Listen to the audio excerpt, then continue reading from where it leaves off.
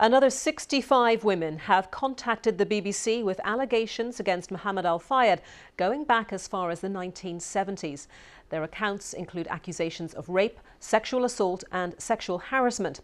They were sent to the BBC in the 3 weeks since the documentary Al-Fayed, Predator at Harrods was broadcast. Al-Fayed died last year. Our correspondent Helena Wilkinson has been speaking to some of the women. He seemed to have more hands than a normal human being somehow.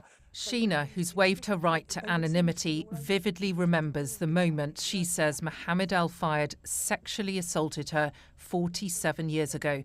She was 25 at the time. So then he came round and he stood behind me and I thought, oh, what is he doing?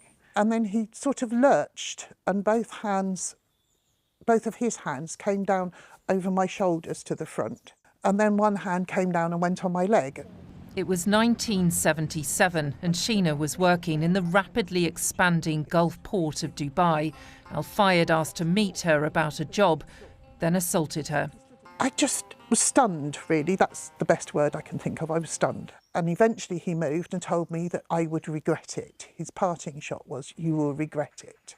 It didn't end there. Sheena says for months Al-Fayed would follow her and continue his threats.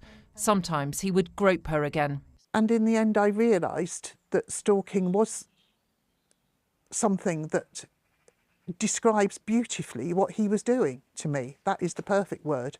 Sheena's allegation is the earliest against Al-Fayed that the BBC is aware of. In my experience, with me, it was 1977. So that's a long time before the Harrods and the Ritz events were going on. So I thought people seem to be concentrating on these two as being his bad times. No, he did it from 1977, in which case he obviously did it from 1977 forever in his life after that.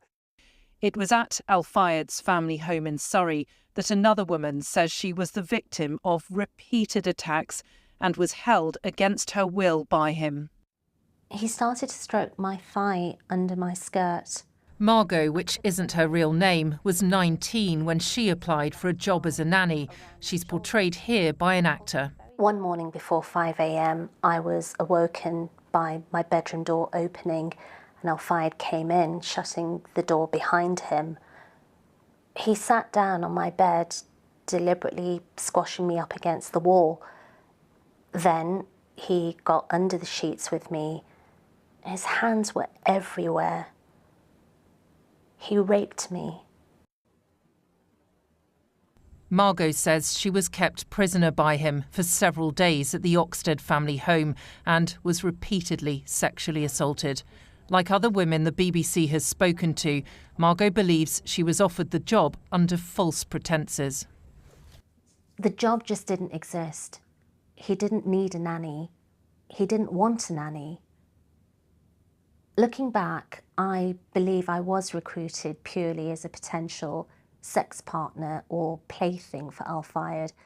As the number of allegations against Al-Fayed increases, it's clear his apparent offending was not confined to his time at his best-known business, Harrods.